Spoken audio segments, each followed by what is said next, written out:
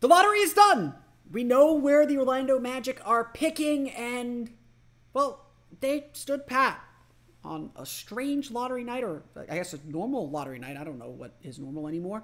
In any case, the Orlando Magic have their pick. They have their future. What's in store? It's Locked On Magic. You are Locked On Magic, your daily Orlando Magic podcast. Part of the Locked On Podcast Network. Your team every day.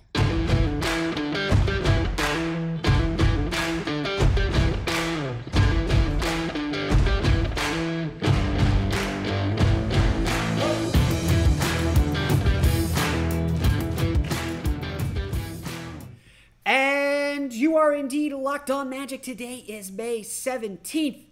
2023. My name is Philip Rossman. I'm the expert insight editor over at OrlandoMagicDaily.com. Of course, follow me on Twitter at PhilipRR_OMD. On today's episode of Locked On Magic, the lottery is done. The Orlando Magic will have the 6th and 11th picks in the upcoming NBA draft, or at least the first round of the NBA draft. They'll be 36th, I believe, in the second round. We'll talk about what the Magic will do with those picks, why you should not feel disappointed they didn't climb into the top 10 or top 4 once again. And where the Magic go from here as we get set for draft coverage to really kick off, or tip off, I guess. We'll have some fun draft stuff tomorrow as we'll update our big board a little bit. But before we get to that, we want to thank you again for making Locked On Magic part of your day every day, no matter when you listen to us, whether it's right when we upload, whether it's first thing in the morning. We truly appreciate you making Locked On Magic part of your day every day. Remember, there's great Locked On podcasts covering every single team in the NBA. Search for Locked On and the team you're looking for, the Locked On Podcast Network. It's your team every day. Everyone loves to build up lottery night. It gets everyone's hopes up. It builds this sense of anticipation. And honestly, as we got closer and closer and closer to the Magic's pick on Tuesday night, it really felt like something magical was about to happen again. Yes, we learned very, very early on the Magic would indeed get the Chicago Bulls pick, the 11th pick in this year's draft.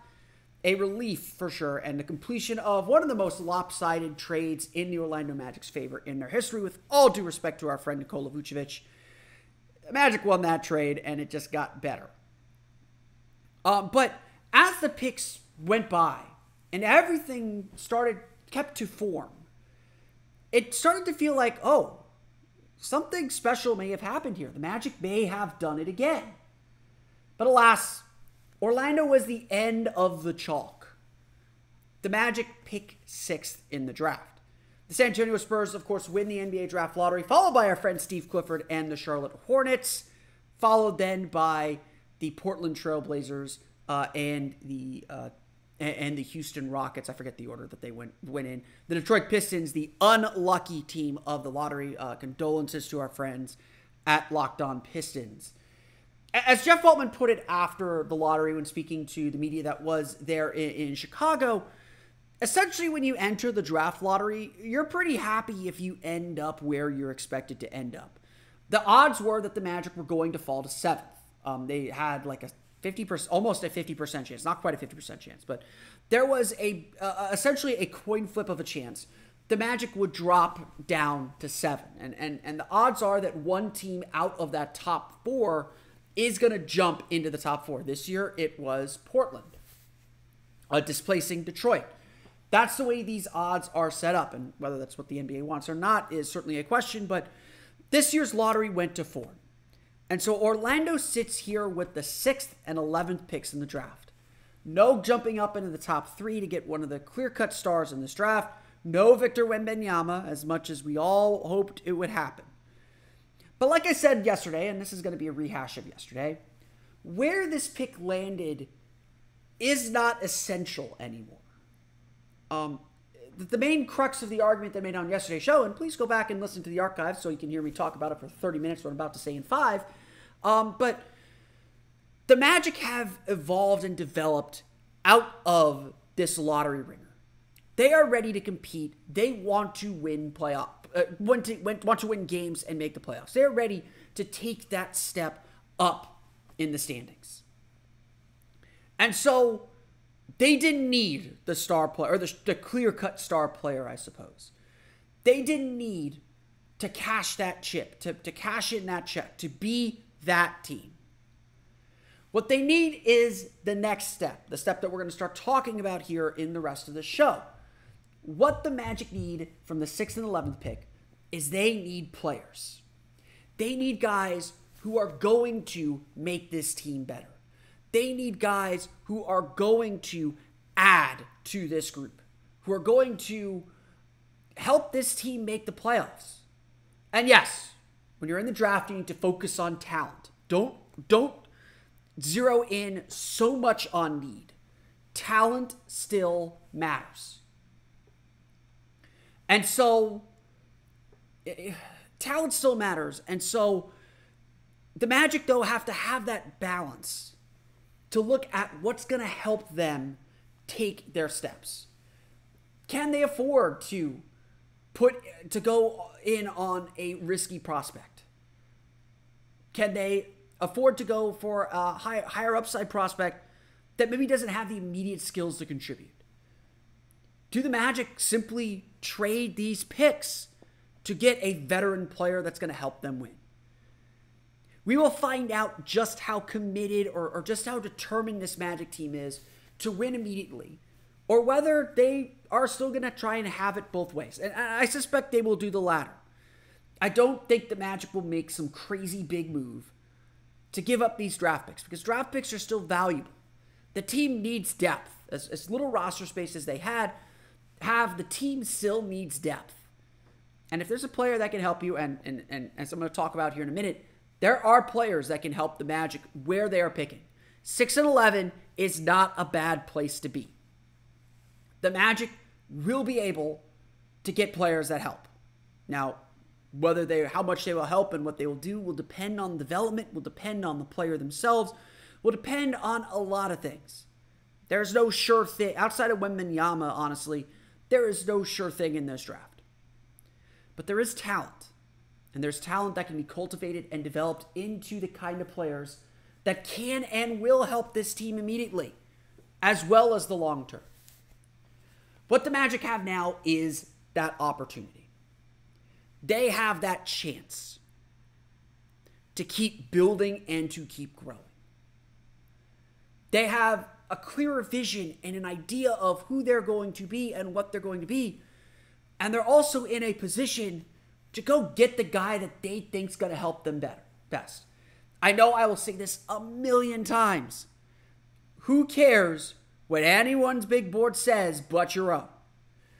If this Magic team is 100% sure Asar Thompson is the guy, take him. If they're 100% sure that Cam Whitmore is the guy, take him. If they think Jordan Hawkins is worth the 11th pick or worth the 6th pick, screw it. Take him. Get your guy. It doesn't matter what anyone else thinks. And that's the message, and that's the directive, and that's the goal for the Magic now over the next month. To figure out who that guy is. Who is that must-have prospect? Who is the guy that's going to help this team grow and develop? And once the Magic identify that player, they need to go get it. No excuses, no ifs, no ands, no buts. Go and get him. And that's what the Magic have to do at this point. They have to go find and get their guy. And again, they're in a great position to do so.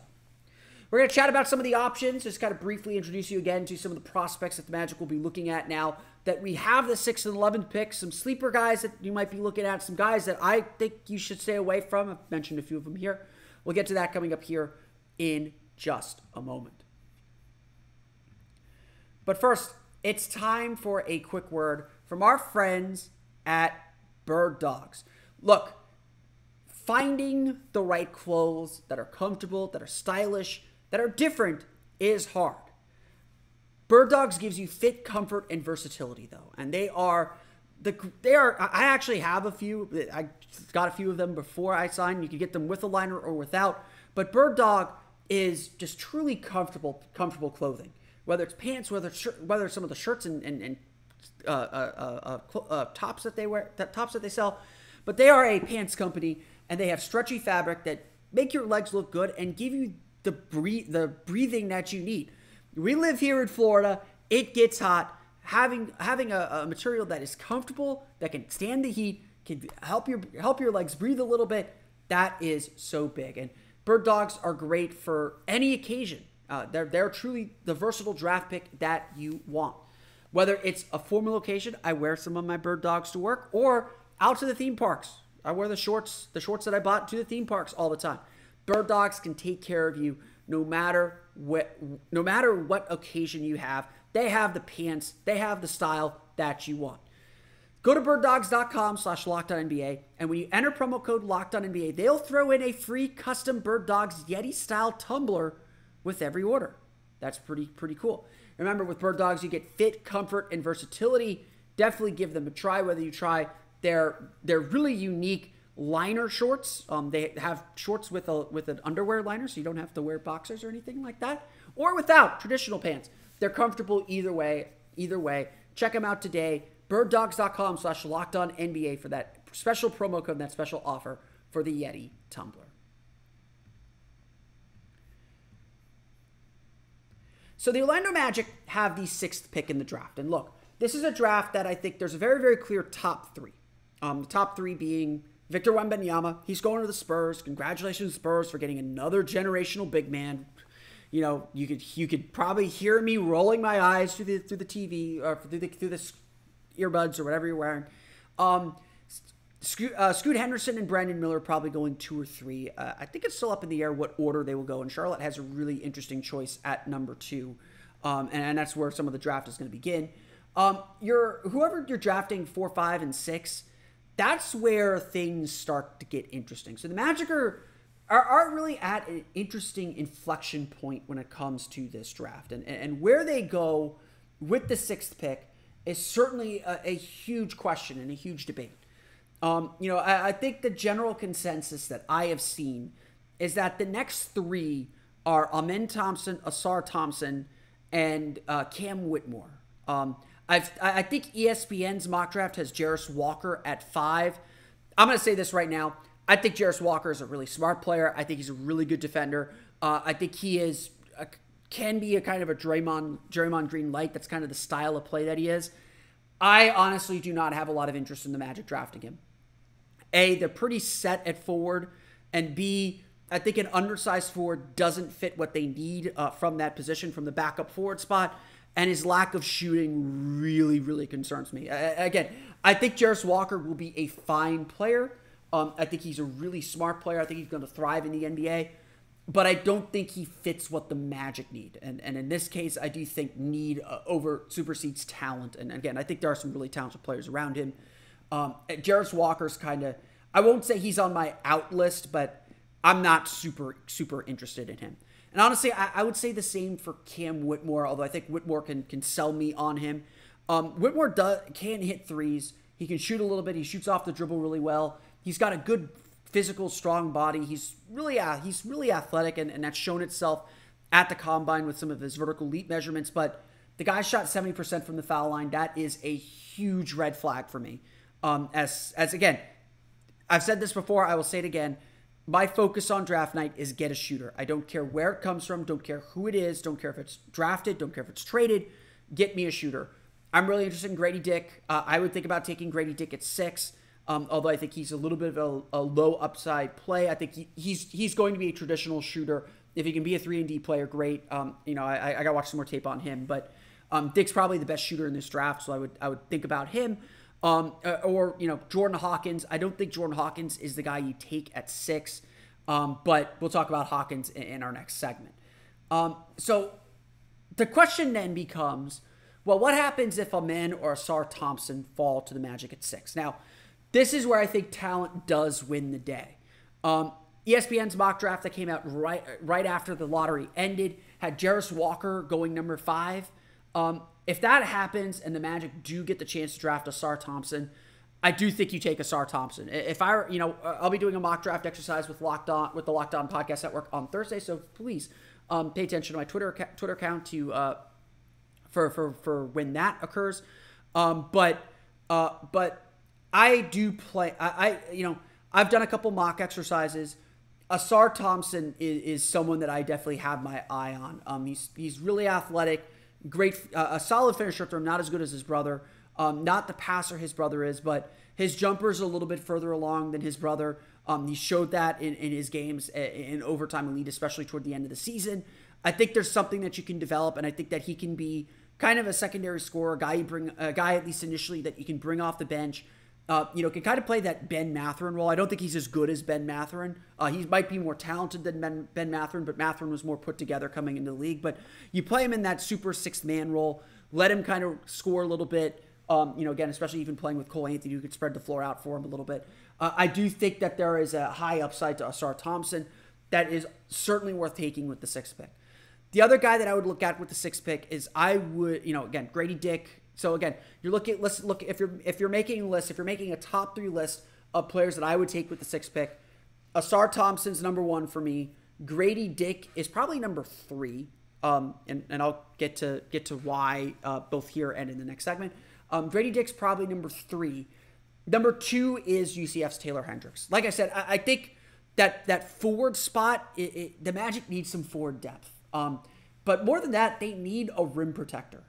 And so, again, everyone's kind of floating around the floor right now, but Taylor Hendricks' defense is really impressive. It still needs some rounding into form, but he is a solid shot blocker. He mans the paint really well. He hits the dunker spot hard, but he can also step out and shoot threes. He can also step out and shoot jumpers. I think, while I think Jarris Walker will make a more immediate impact in the league, I think Taylor Hendricks is the better prospect. I think Hendricks has, again, whether Hendricks will actually hit his kind of ceiling is certainly a question. I think there's a better chance of Jarris Walker hitting his ceiling than Taylor Hendricks, but I really like Taylor Hendricks. I really like the way that he plays. I really like the potential that he brings to this Magic team. So, again, the Magic are going to get one of these 3 players. And if those aren't your 3 players and you're a Cam Whitmore guy, he's going to be in the mix.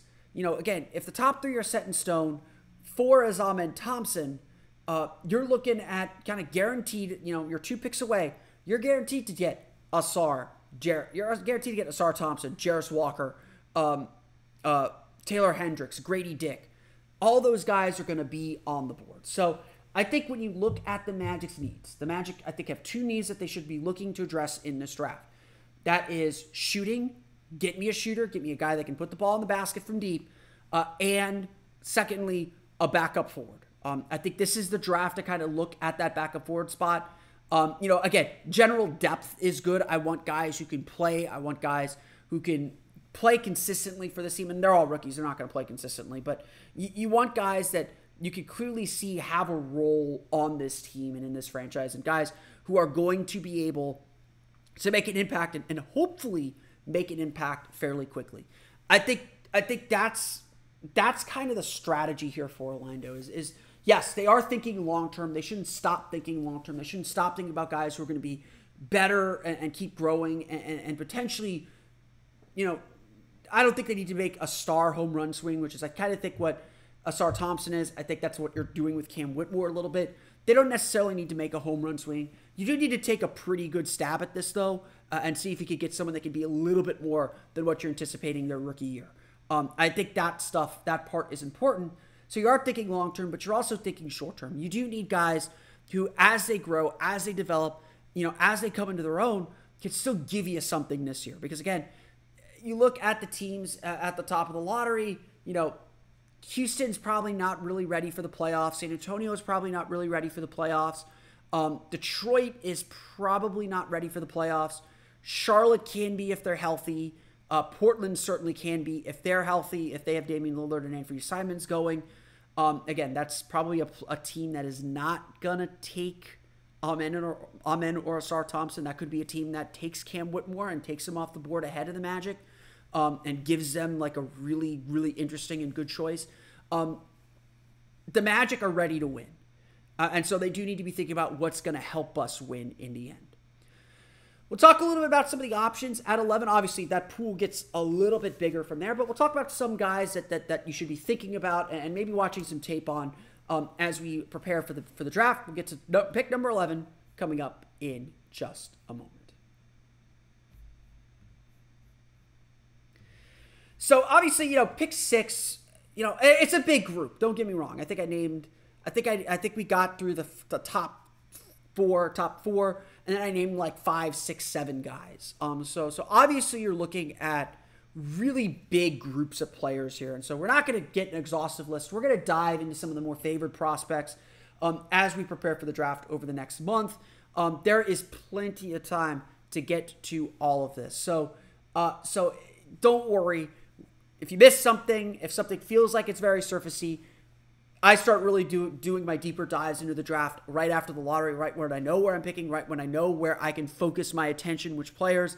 These are the guys that I'm already thinking about. So, again, we're just I just want to introduce you a little bit to what the Magic are doing, what I think they should be doing, and who they should be looking at. So, my dream for the 11th pick, I will probably take him with the 11th pick in every mock draft that I do. I really like Jordan Hawkins. UConn's Jordan Hawkins. And I don't know if I'm ready to say I would trade up to get him, to make sure I get him. I do think he is someone who is going to create a lot of draft buzz and is going to kind of climb up some of these draft boards as we get closer and closer to the draft.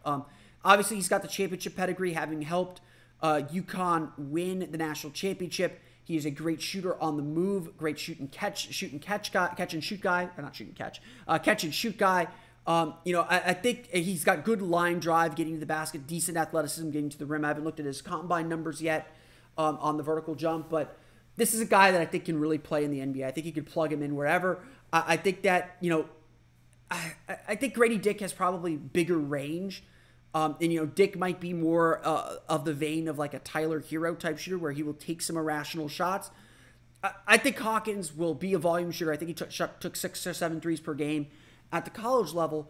But he's going to make shots. He's a really good free throw shooter in the high 80s, better than Dick actually. So if the Magic stick with 11, and again, at this point, I'm going to assume they're going to take their picks. I never really assume trades. Hawkins is the guy I take at 11, and I don't think I mess around with it. I think that's my guy. I think that's the player you go with, and that's the player that you draft.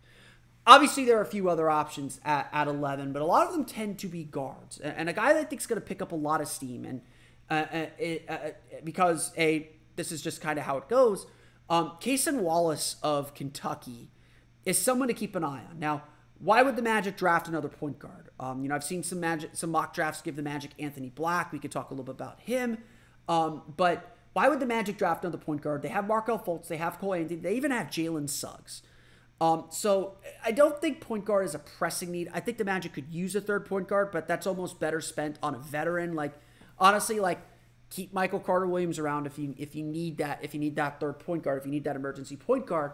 But Cason Wallace is one of the best defenders in this draft. Cason Wallace and Anthony Black are two of the best defenders in this draft. They really get after you. They use their bodies well. They're physical defenders. They get their share of steals, but they don't need steals to be effective defenders.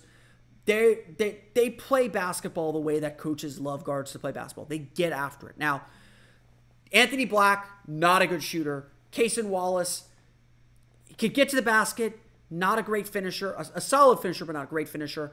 Not a great shooter either, although I think he was trending up toward the end of the season. So those are your warnings because the Magic, have Markelle Fultz and Jalen Suggs who are guards who can't shoot.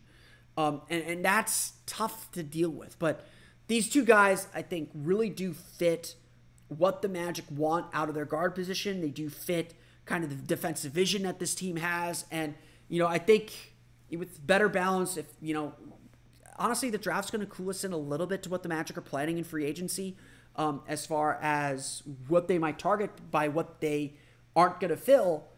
They need a third point guard. That's kind of lower on my priorities list, but I would definitely keep an eye on those two guards. I think that they are definitely options for the Magic. I also have to say Nick Smith Jr. of Arkansas is also an option. He had a really rough season at Arkansas, but he is super talented. Knee injury slowed him down early in the year. Never really got his rhythm. But he is a dynamic athletic finisher at the rim. Didn't show that he was a great shooter in college, but if you're looking to make a home run swing at 11, Nick Smith Jr. is probably the guy to do it with. This is not a draft for center, so I don't think the Magic address their backup center need. I don't think they should address it in this draft, but there are not a lot of centers in this draft. Derek Lively's kind of the next center on the list. I think I had him on my big board in the late teens, early 20s. He's a good rebounder, but had a really disappointing year in college at that level. As far as other picks, I've been so focused on Hawkins at 11. I've kind of not gone around as much as I should to some of the other players. I would still take a look at Bryce Sensabaugh of Ohio State. Great scorer, great solid 3-point shooter. Free throw numbers check out for him too. Guy can create a basket for himself. He is built for the NBA. Good body, can take some contact, can finish around the basket. Lake Highland Prep alum, go Highlanders. Their defense, a lot to be desired. Not super quick laterally on the defensive end. Can he develop into a kind of secondary player where he's not the top scorer? And he was able to do that a little bit at Ohio State. Ohio State had a disappointing season, but they had a couple games where they put up a lot of points. That is a team that loved to score, loved to shoot. Sensabaugh definitely fits what this team needs offensively. I'm not sure he fits what this team wants kind of culturally as far as a defensive player. But again, I am so focused on guys who can shoot. I have to have Sensabaugh on my radar. As you can tell, and I think I mentioned this on our Big Board pod a couple days ago, that I guess it wasn't a couple days ago, I guess it was yesterday. As you can tell, the prospects really start to thin out around the time the Magic are picking at 11. If Hawkins isn't on the board at 11, I might try to trade out of that pick. And I'm not interested in much below me at that point. This is not the deepest draft class I've ever seen, for sure. And that is super passive aggressive of me. This is not the deepest draft class. The Magic are going to have choices. The Magic are going to have options, but those options do thin out pretty quickly. And again, they're, it's fine to give a roster spot. There's 60 of these that gotta, I guess there's 58 of these that have to be given out. 30 first round picks, obviously. So these guys are going to take up some roster space for a little while. You got to find someone that you want to invest in. So please pitch to me who you want to invest in, who the Magic should take with that 11th pick. If I didn't mention your favorite prospect, please let me know. Because I will get to them. I want to get to them. I want to do deep dives on some of these prospects as well as we get ready for the NBA draft. But that's going to do it for me today. I want to thank you all again for listening to today's episode of Locked On Magic. Of course, find me on Twitter at PhilipRR_OMD. Subscribe to the podcast and Apple Podcasts. Hit your tune in Himalaya, Google Play, Spotify, Odyssey, and all of my fellow podcasts to your podcast-enabled listening device. For latest on the Orlando Magic, be sure to check out OrlandoMagicDaily.com. You can follow us there on Twitter at OMagicDaily. I want to thank everyone for listening to today's podcast. If you're one of our everyday listeners, thank you for listening every day to Locked On Magic. Be sure to tune in tomorrow.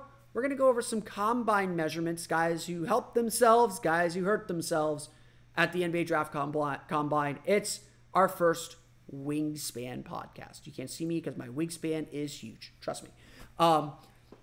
Thank you again for listening to today's episode of Locked On Magic. For Orlando Magic Daily and Locked On Magic, this has been Philip Ross from Mike. We'll see you all again next time for another episode of Locked On Magic.